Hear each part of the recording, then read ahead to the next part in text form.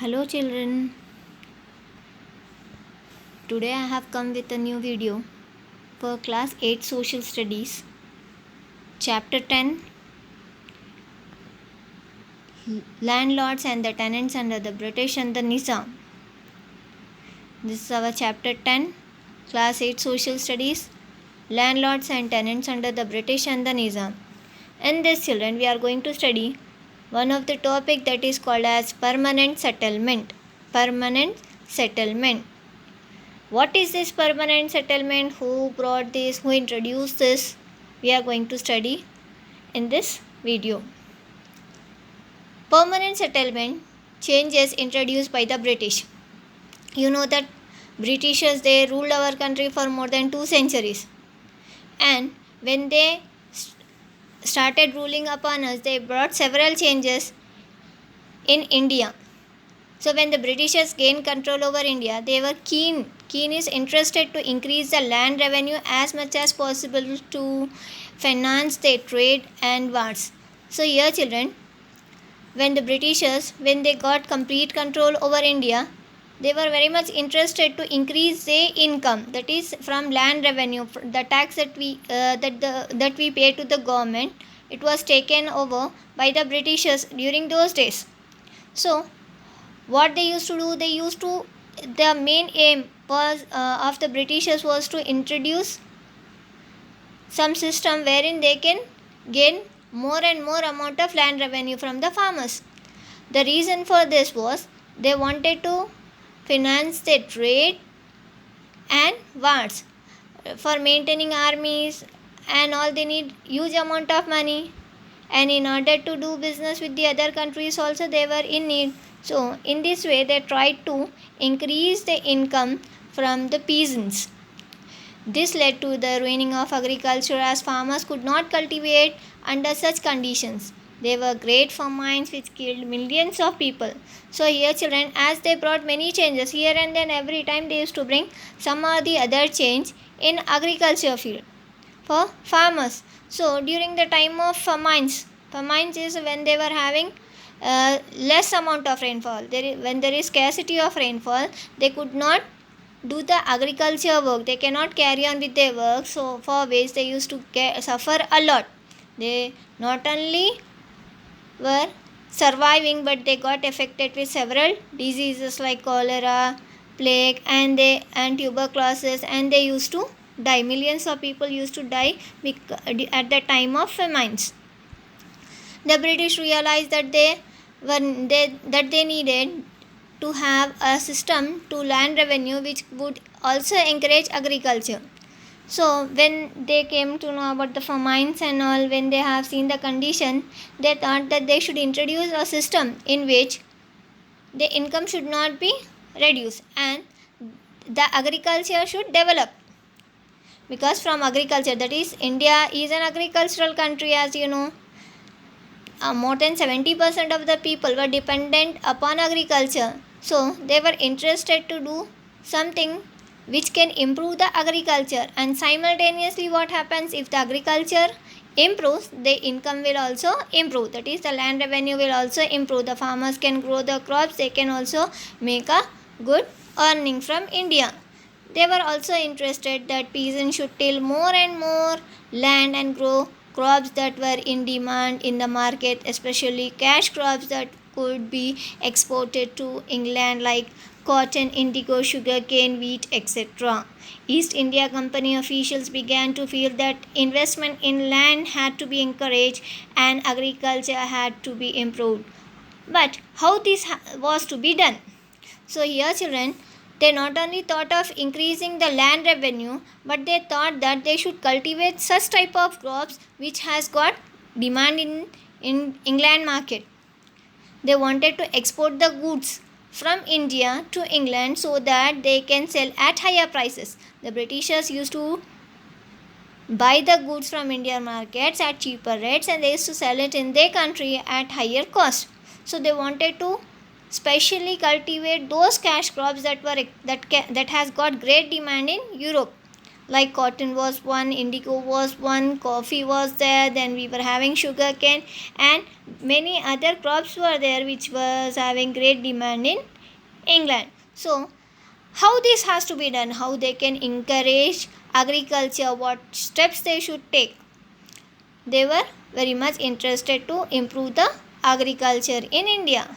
Now, as the time passed by, after 2 decades, on the question how to increase the land revenue, the East India Company finally introduced a system in the year 1793 that is called as permanent settlement. When in the year 1793, Lord Cornwallis was the Governor General and he introduced this permanent settlement system. According to the terms of settlement, zamindars were given the power to collect the revenues agreed upon in auctions. So, according to this system, children, Lord Cornwallis, he was the Governor General, and according to permanent settlement, they have made a settlement. Settlement means to pay the amount at given time and at fixed amount. So, zamindars were the mediators, as you have seen. Here, zamindars played very important role between the people and East India Company, that is Britishers. They used to collect, the zamindars used to collect the tax from the farmers and they used to pay it to the British government. So, whatever, according to the permanent settlement, whatever amount that they have decided, that is the British government has decided, the zamindars has to pay to the government. Therefore, it is also called as zamindari system. For these services, the British government used to pay 10% of the collection, whatever amount that they are collecting, 10% of it will be given as service charges to the zamindars, and remaining 90% of the earnings used to go, that is the land revenue that they have collected from the farmers, used to go to the British government. In this way, the zamindars, they got their service charges and they had an important role to play in the British India also. The amount was to be paid was fixed permanently, that is, it was not to be increased in future. So, according to this permanent settlement here, the revenue, the land revenue, the tax that they were collecting from the Britishers was fixed one. Every year they used to change previously, but now they have to pay the fixed amount of money. Either they earn less or they earn more. British government was nowhere interested. But the fixed amount of money they have to pay to the zamindars, and zamindars, they used to take 10% of their charges and they used to give it to the British government. But here, children, in this also, they were having the aim, the British government was having the aim. Why they have introduced permanent settlement? Not for the peasants, but they wanted to have a regular flow of money so that they can carry on with their work. And in doing so, they used to encourage the zamindars to invest in improving the land. That is, the British government, they were interested to improve the lands. They wanted to bring technological changes. They wanted to do some improvement in the agriculture field. The reason behind this was they wanted to increase the income from land revenue. So, in doing so, the British government encouraged zamindars to invest their money in agriculture. Since the land revenue demand of the state would not be increased, the zamindars would benefit from increased production from the land. The zamindars, however, collected more revenue than agreed upon through auctions. They continuously increased the revenue and changed the cultivators who did not meet the demand. So here, children, the zamindars, they used to collect more money from the poor peasants. That is, whatever was decided by the British government. Suppose if the Britishers have decided that every farmer has to pay rupees 300 per year as land revenue to the British government. 300 was a huge amount of money for the farmers during those days. For example, I am saying you, the amount that was decided by the Britishers was, for example, 300. The zamindars used to collect 500, 600 depending upon their interest. They used to charge more, they used to collect more amount of money from the farmers, and the zamindars used to exploit the farmers in this way.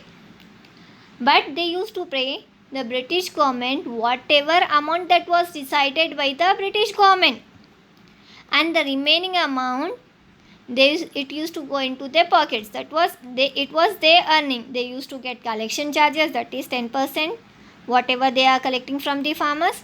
Apart from that, they were making their own earning from the poor peasants. The poor peasants, when they were unable to pay the land revenue, it was very difficult for them. The settlement inadvertently converted all the peasants into tenants. Tenants is the one who works on others' land.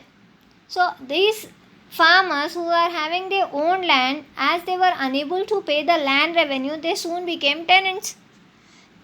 And the zamindars collected rent rather than revenue from them.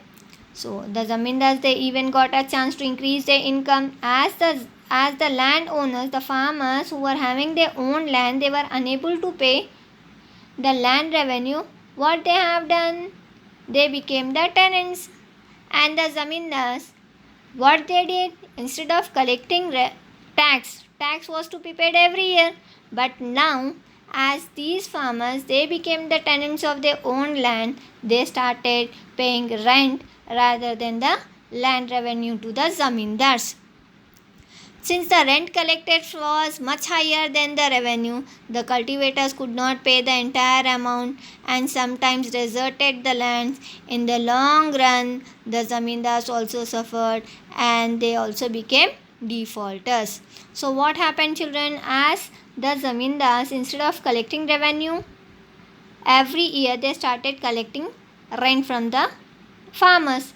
Farmers, they are poor guys. They don't have so much of amount of money, because the rent that they used to collect was higher than the land revenue, and they were unable to pay this rent, and they soon started deserting the land. That is, they started leaving their land and they started making a move.